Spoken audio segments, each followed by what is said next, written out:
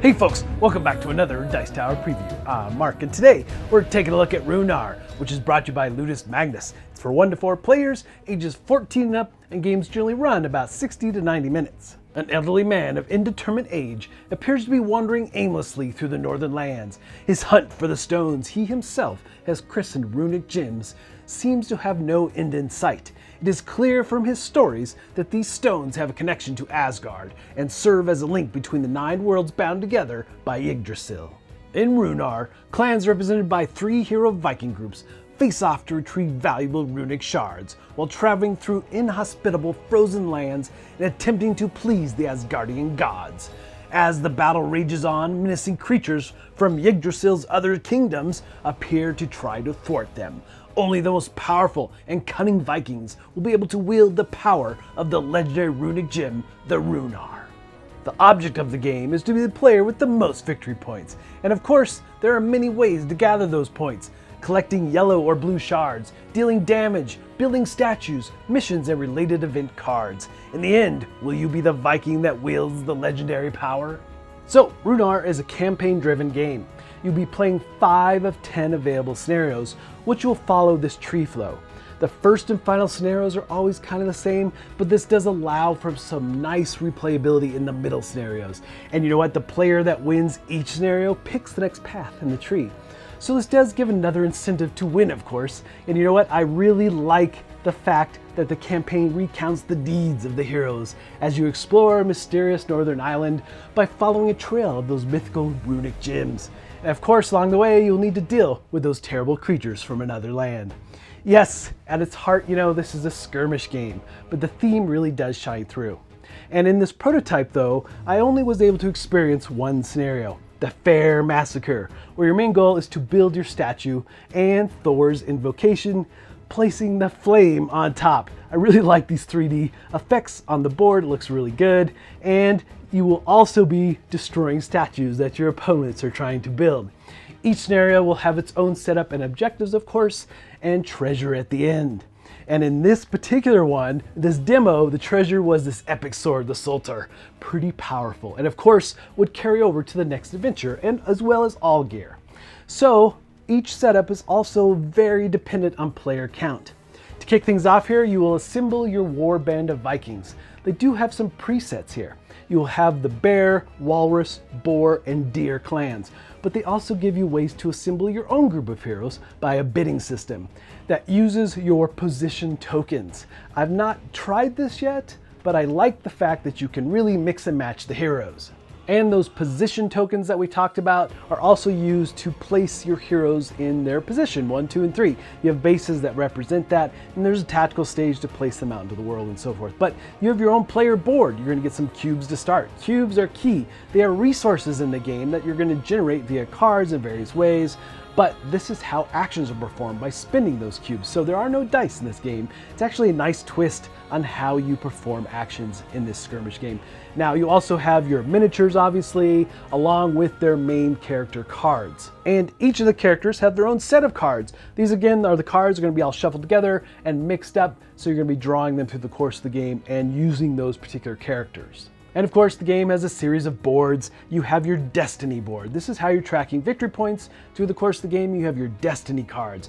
This is how you'll be placing new gems back in the world, as well as placing enemies, and there are event cards that get populated in this deck that will come out through the course as well. Events are going to be dictated in how you set that deck up, again, by the scenario and by player count and so forth. So then you also have the main board where you'll be placing all the obstacles in the way, you'll be placing certain objectives, tokens. It all is going to be dependent on the scenario, of course, and of course those mythic gems that you need to get.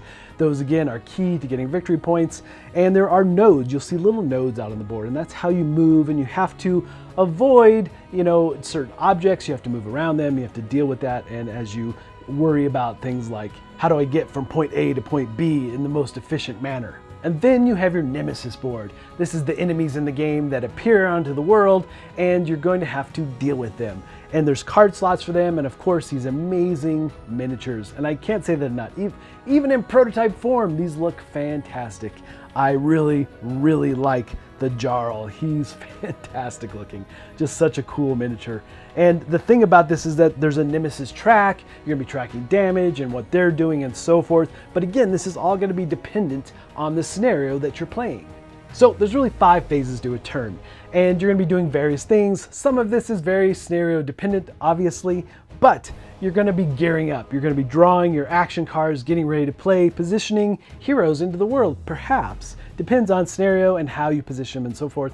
But you also might be fortifying your heroes because they're down in their defense value, adding tokens to their cards. Their defense value is located at the bottom of the card.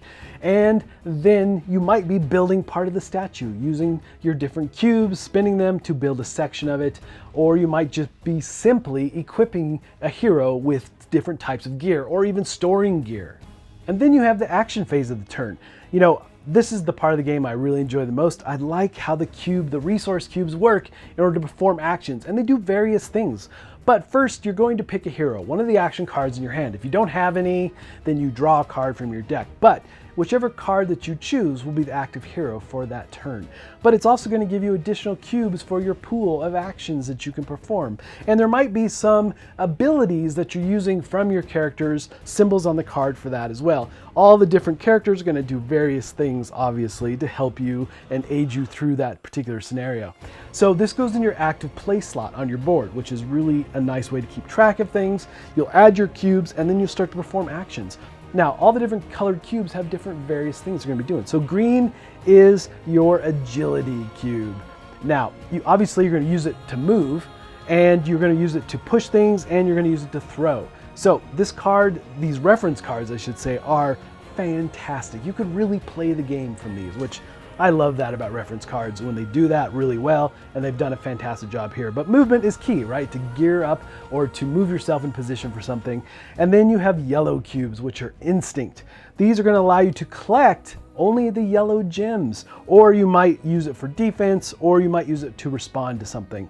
So those yellow gems, though, when you do collect them, they're going to go onto the Destiny board. You have a tracker on your board that will move up, showing how many you have, giving you victory points and so forth as well. But those gems are going to come back into the world, and we'll talk about that in a minute. So then you also have the blue cube, which is represented by strength.